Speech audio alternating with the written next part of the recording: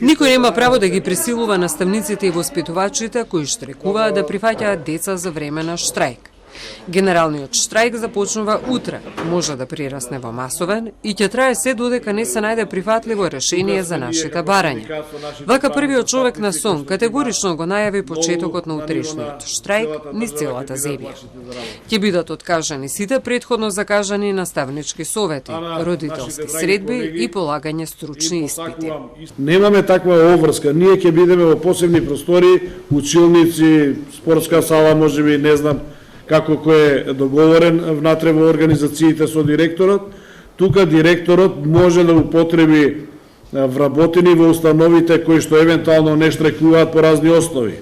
Може не се наши членови, може имаме притисоци и страф на некои да штрекуваат, па ќе нема да штрекуваат, па ќе прифатат децата.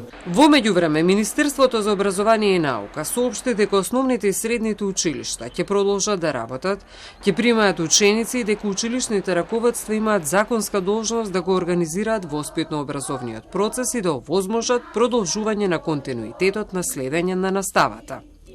Министерството за труд и социјална политика нагласи дека градинките ќе продолжат со згрижувачката дејност и во време на штрајк. Согласно Законот за заштита на децата во предучилишните установи за деца, вршењето на дејноста згрижување и воспитание на деца од предучилишна возраст не смее да се прекинува освен за вонредни состојби, природни непогоди, епидемии и друго, за што решава основачот, а по претходна согласност од Министерството за труд и социјална политика, но не и за време на штрајк.